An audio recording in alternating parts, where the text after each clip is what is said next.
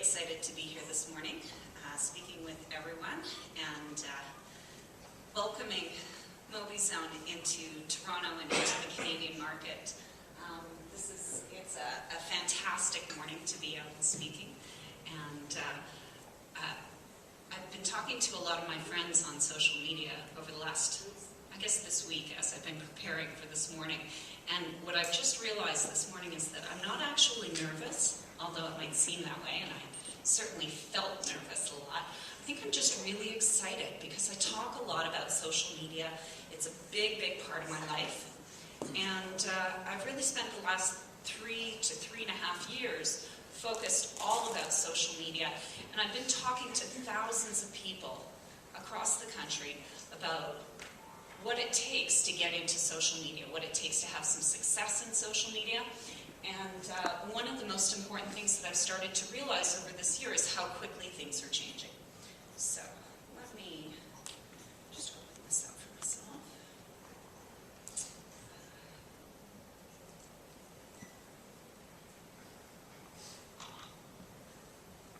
Sorry.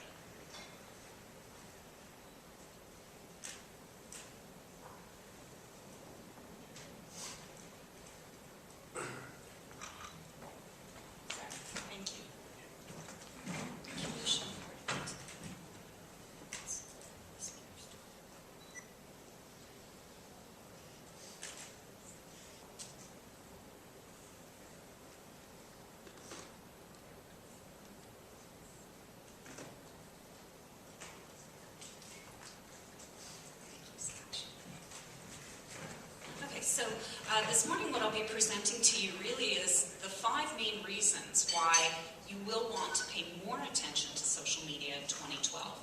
We've had a lot of reasons. Everyone talks about social media and the reasons why you want to get into social media today, how you start today. Very often I get a lot of reasons why people don't want to start right away. So, the main point about social media today, at the end of 2011, after about 3-4 years of social media being available to just about everybody, is that now we're not all starting at the same place anymore. We're not starting at the same time. Social media has changed. When I started 3 years ago, it was a very different place, and very different tactics were what worked. Facebook, we know, now has more than 800 million users, and many, many businesses have begun using Facebook and many other social media tools to connect with their customers. It's a customized way of connecting.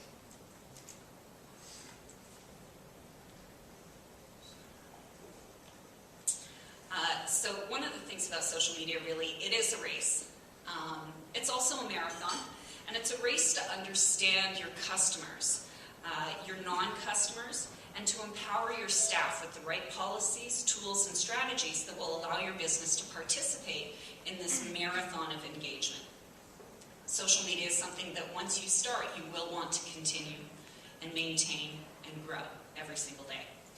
The concentration and power that's required just to get started is enormous. You want to start off on the right foot, and you've already started that understanding by being here this morning.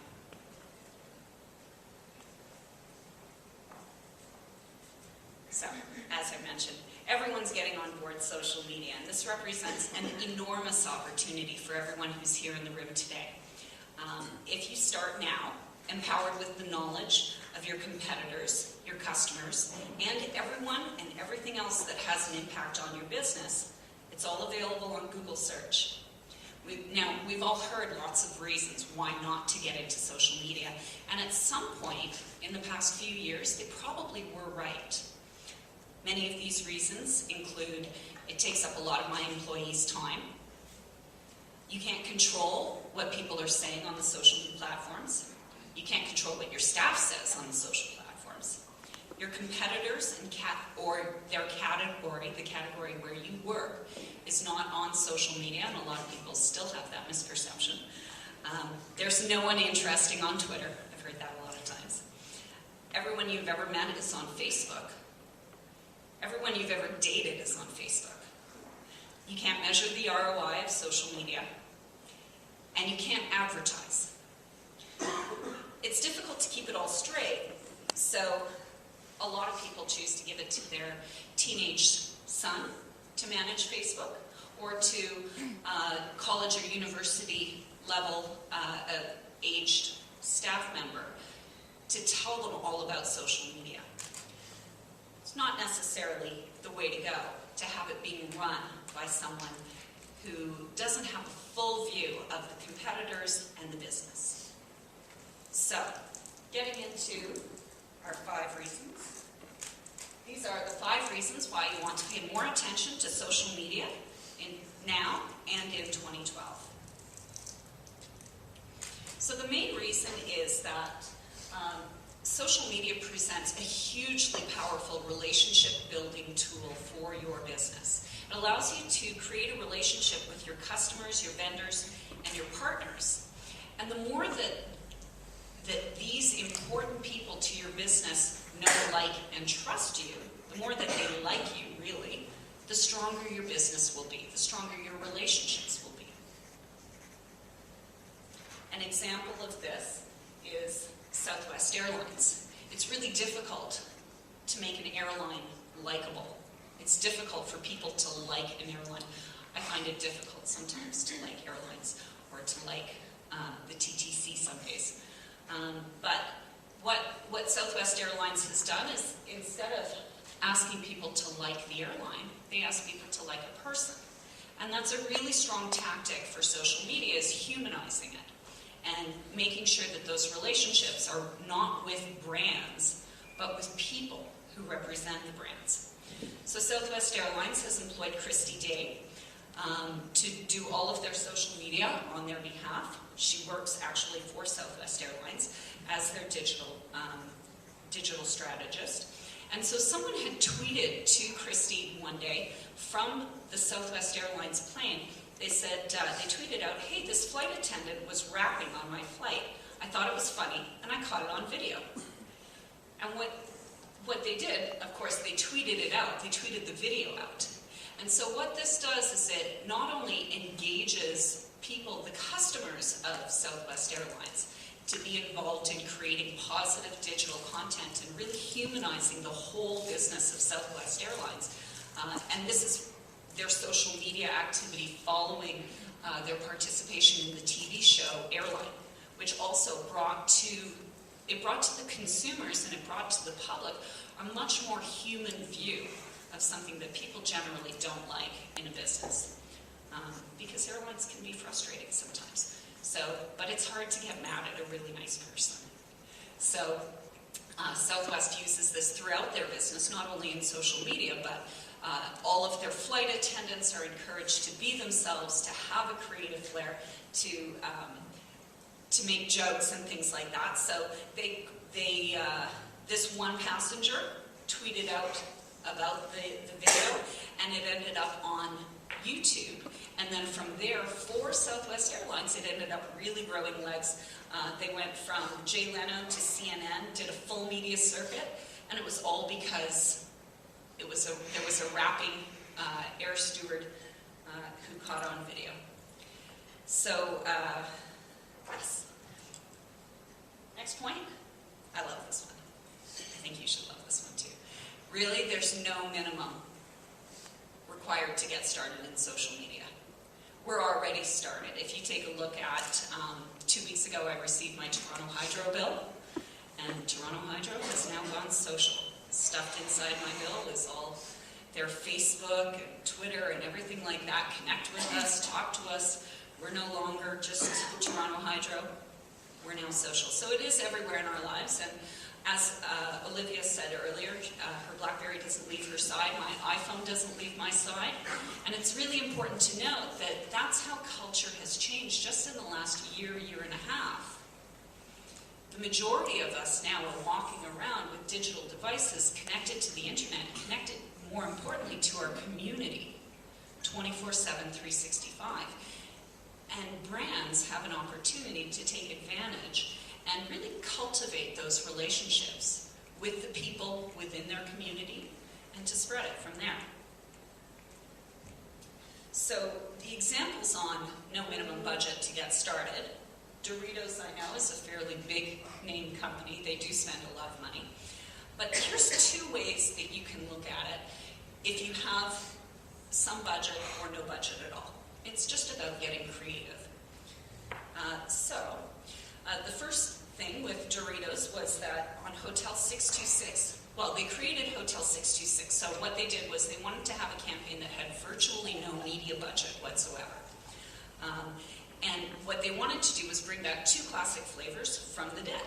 So they created Hotel 626, made it available online, and it was only available online for people to participate, walk through this haunted hotel themselves from 6 p.m. until 6 a.m.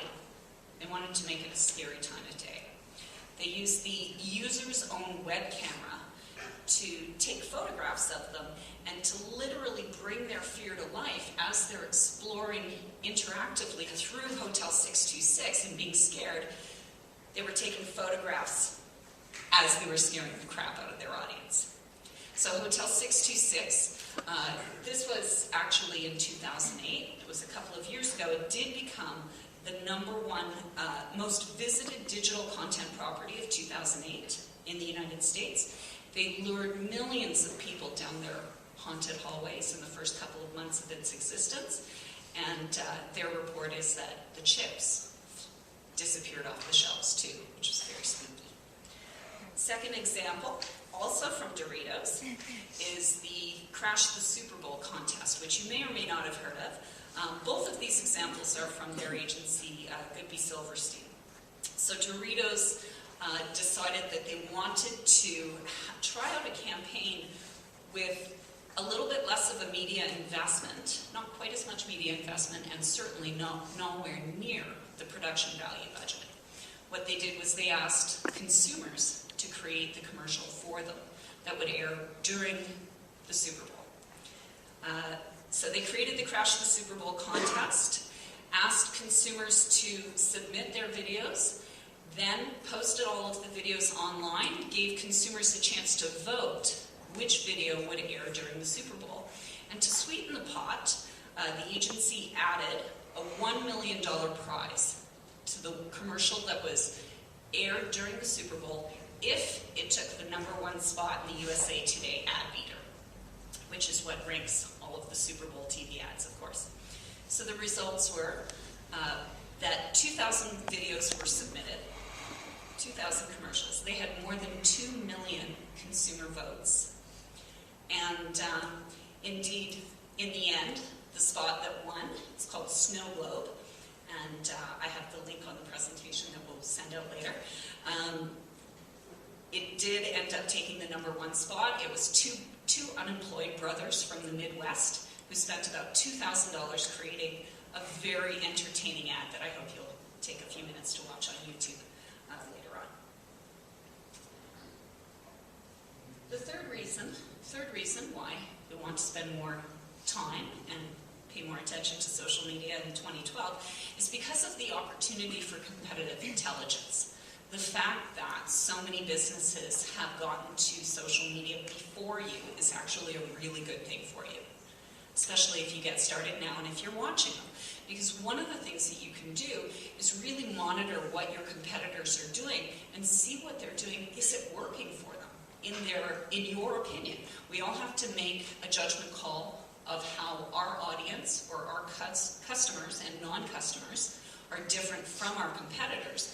But at the same time, we can learn from them, and they can teach us a lot. The other thing is that the competitive intelligence can show you a spot in the marketplace that nobody is covering, a blue ocean strategy. And this is the beauty I find in social media. I've been working as a media strategist for 15 years with Toronto ad agencies, and I have never had access for free to so much data about the competitors. I can actually get in my mind an idea of how much they're spending and how much time and effort they're putting in, because I can see all of their activities with a simple Google search or a search on Facebook, a search on Twitter. You can see what they're doing and what they're generating and what their position is, so you can know not only how to position yourself within the marketplace, perhaps in an area that has not been taken advantage of yet, but also you can identify who within your community of competitors could actually be a really valuable strategic alliance. If you find that some people are talking to the same audience as you, and they're vendors of yours, or you are a supplier of theirs, and they already have an established audience, one of the best things that you can do is go to them and align with them. The same as Mobizone has done with me this morning. Okay, so, best example I think that I found about this is Gatorade. They have Gatorade Mission Control. Now Gatorade has invested a lot of money in their competitive intelligence and being able to watch what's going on. So this is just a photograph from their mission control. They have a team that employs tools as well as custom solutions to actively monitor and engage their social sphere 24 hours a day, 7 days a week, and 365 days a year. They know how much they're being talked about, by who, where, when, and even a lot of times why. Because in social media, you really can get a lot of context. They also monitor keywords, and of course their competitors and key alliances, and who are talking to the same demographics and the same target groups.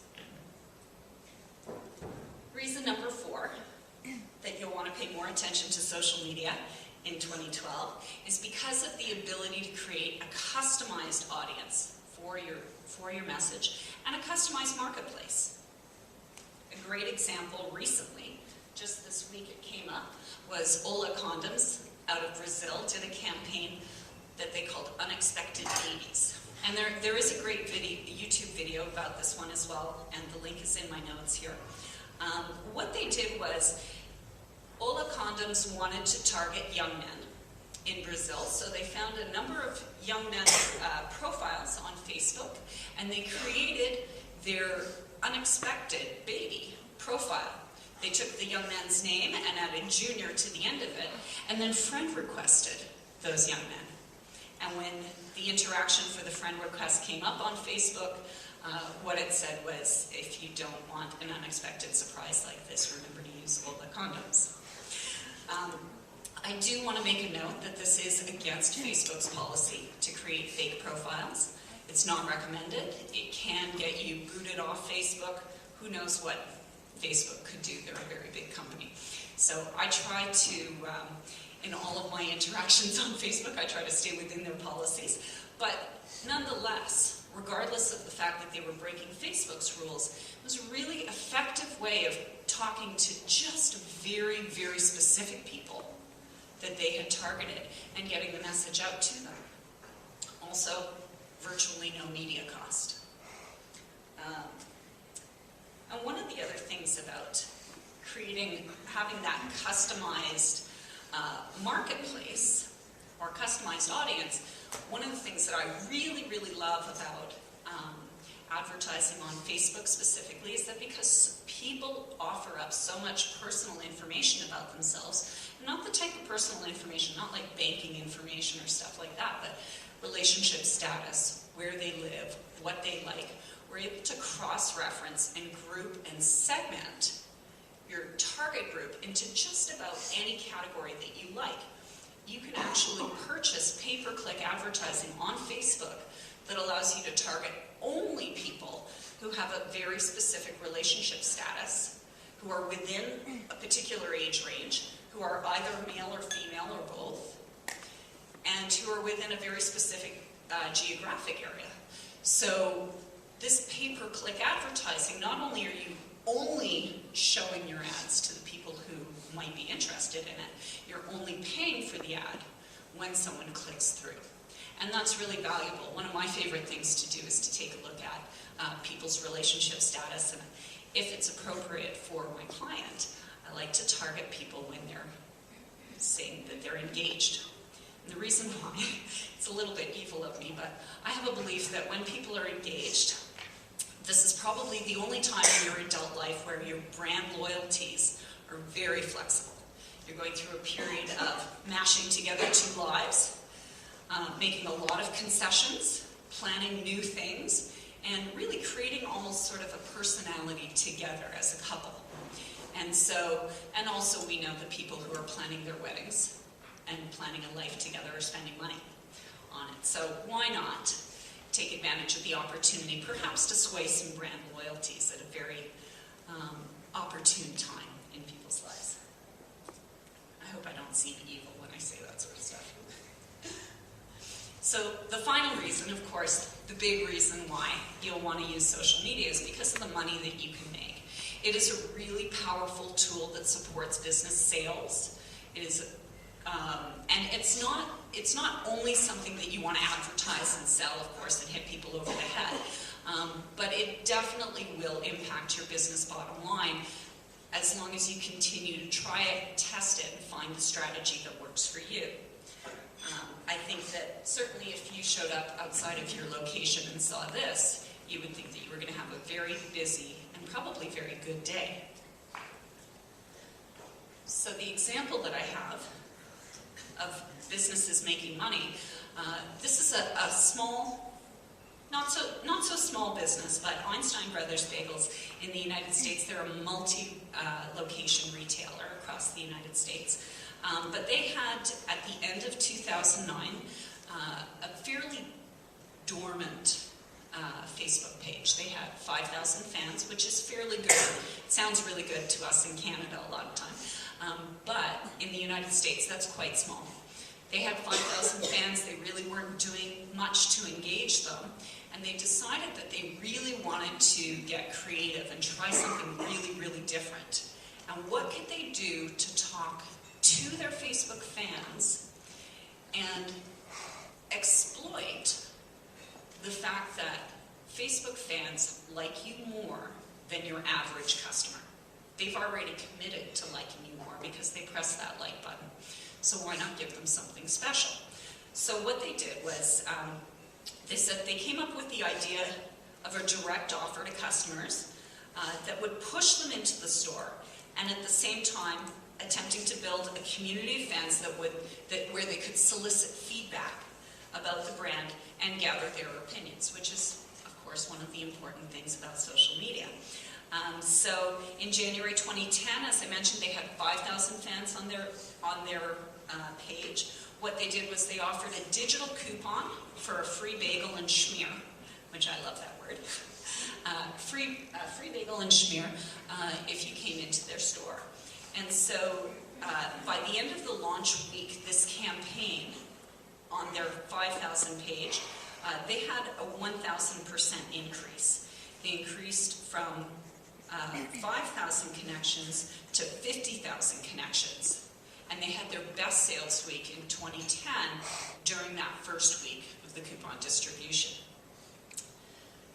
Later that month, in January, they decided to purchase what was called, at the time, and I don't even know if it's still available on Facebook, but it's called a reach block.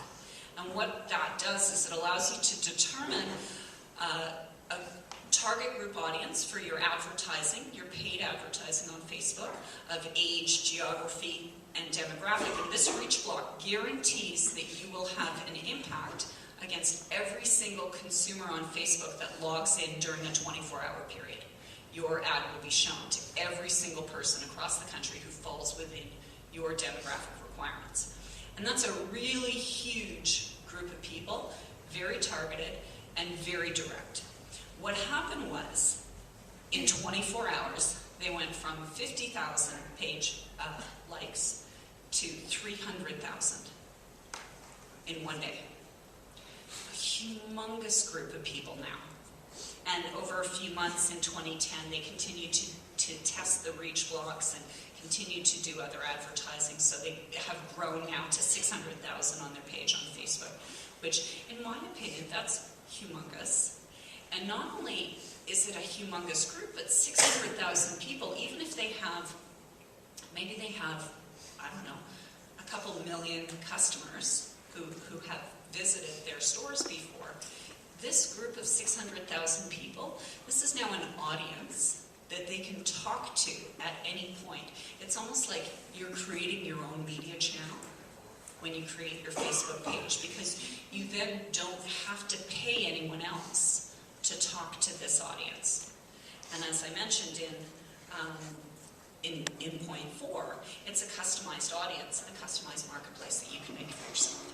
So there's a lot of money to be made, money to be saved, and really great ways to engage your audience and solicit feedback through Facebook.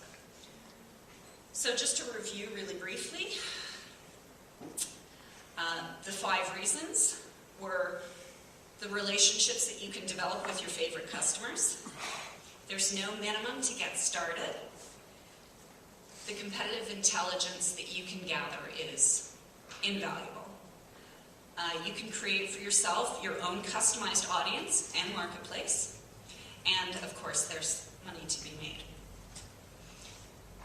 Most of the time, social media is like you are trying to put together a puzzle. There's a lot of different pieces that go together, and sometimes it can look like a piece will fit. You have to give it a try.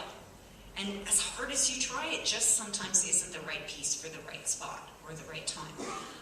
And so the only way to know this, though, is to give it a try and figure it out. Overall, a lot of people look at social media, and I do too. It is a growing maze. There's a lot to do for businesses. You can also look at it like a puzzle, of course.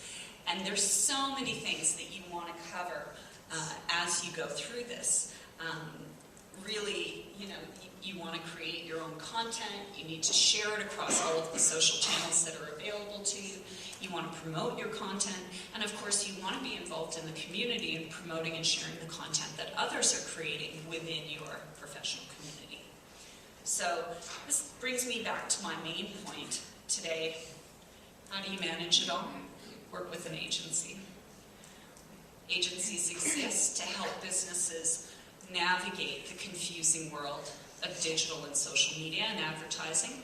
We all know, as I said at the beginning of the presentation, there's now 800 million users on Facebook. I heard yesterday that there's now more than 10 million, I believe, users on Foursquare, which is a retail social media platform.